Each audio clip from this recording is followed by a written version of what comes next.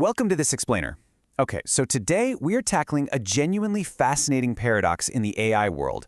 We're going to demystify exactly why highly capable AI models, these massive, incredibly smart foundation models we hear about every day, often completely fail when you actually put them into live production.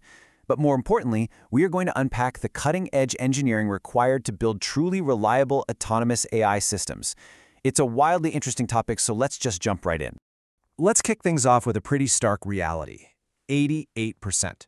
Market data shows that up to 88% of enterprise AI agent projects completely fail to reach production. Organizations are out there deploying state-of-the-art models, expecting this sort of automated magic, and instead, they're hitting a massive brick wall. Now, you might naturally assume, well, the models just aren't smart enough yet, right? Actually, no. The root cause of these failures is super surprising. 65% of them aren't due to a lack of AI reasoning. They trace directly back to infrastructure defects. We're talking about things like context drift, schema misalignment, and state degradation.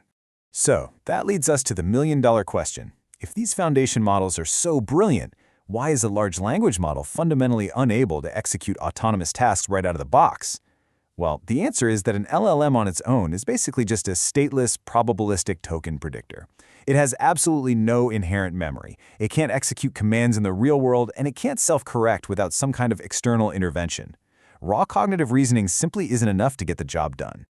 What we are really looking at here is a massive taxonomy shift. Think about it. Traditional AI was purely reactive. It classified structured data.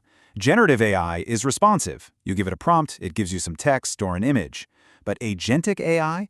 That requires a system to be fully proactive. It has to observe, reason, and execute over continuous, unsupervised loops. It's just an entirely different beast. So how do we bridge that massive gap between a responsive chatbot and a proactive, independent agent? Enter a new, formalized discipline: harness engineering. Think of the AI model as the raw brain. The harness is the infrastructural body wrapping around that brain. It provides the strict, deterministic software necessary for that probabilistic model to survive, interact, and actually do things within a highly unpredictable production environment.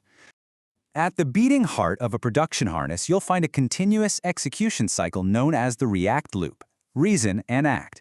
It follows a pretty relentless flow: perceive, plan, act. The model analyzes its context to reason out a plan. The harness physically executes a tool on the model's behalf, and then the harness feeds the result back to the model as new context. This loop just iterates relentlessly until the overarching task is completely finished. But here's the catch. Long tasks cause that context window to get messy fast. So for long horizon tasks, engineers use something called the Ralph loop pattern. Instead of building this fragile, deeply nested tower of memory, the Ralph pattern treats workflows as a monolithic loop. When the model tries to exit, the harness intercepts it, archives all that cluttered context, and re-injects the prompt into a totally fresh context window. It essentially eliminates memory degradation by reading its progress right from a clean slate.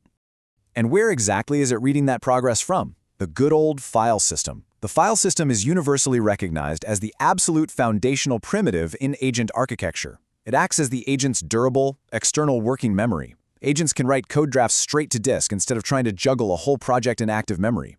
It even uses specialized files, like agents.md, which basically act as machine-readable rulebooks, so the AI knows exactly how to build within your specific project's guidelines.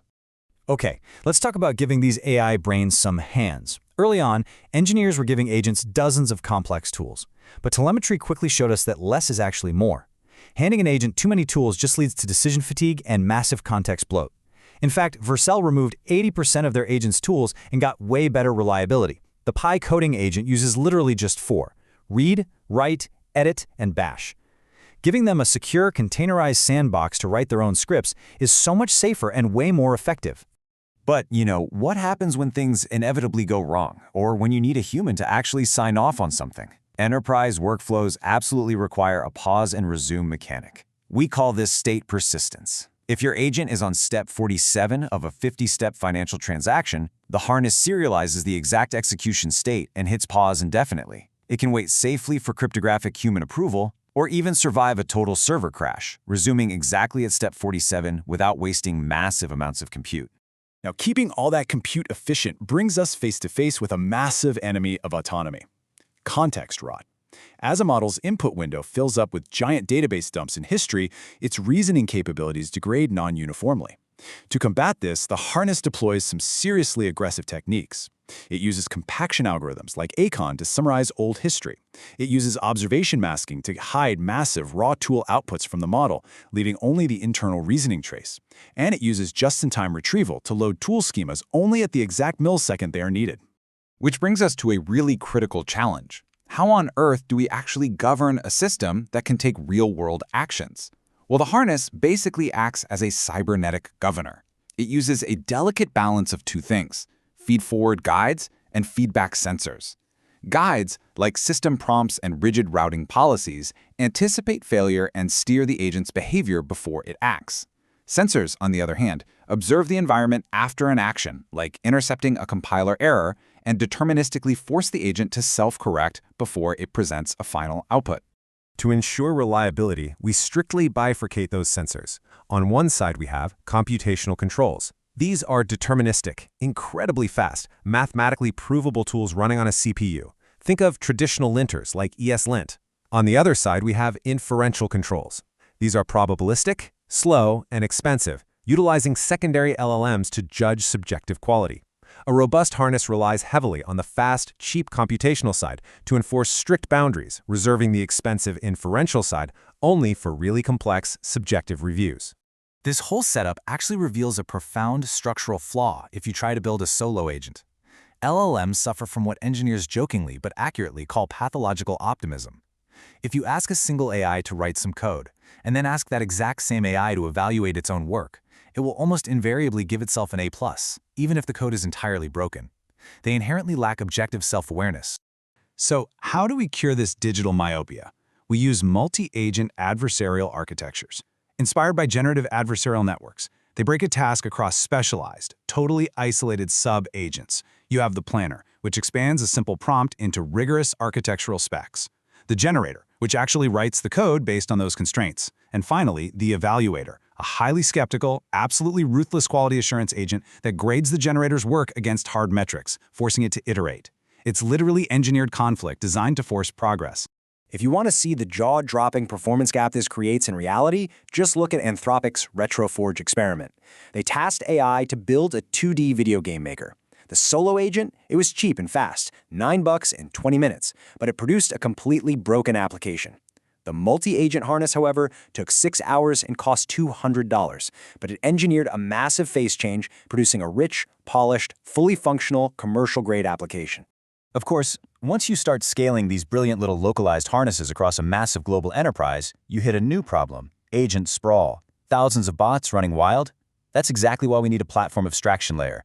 This central control plane manages fleets of harnesses, ensuring local agents don't accidentally violate global corporate compliance policies. It resolves what we call the vacuum gap by tethering all these agents to a global, governed data lakehouse, so every single action is verified against one single source of truth. But here's the real kicker.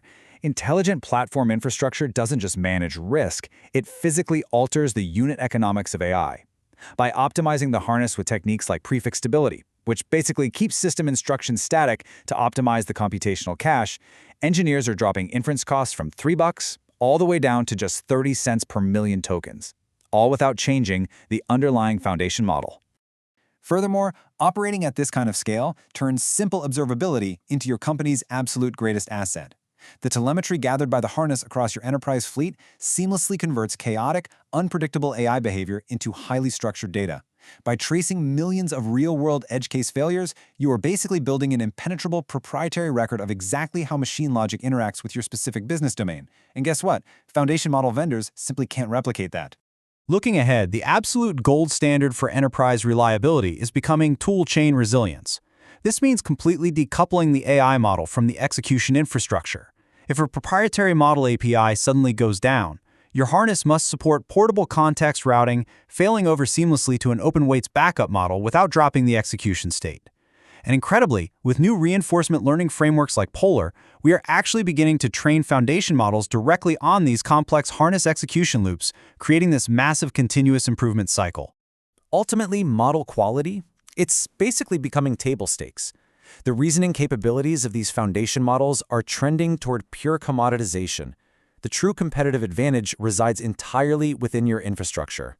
Which leaves us with one incredibly vital question to consider about the future of enterprise autonomy.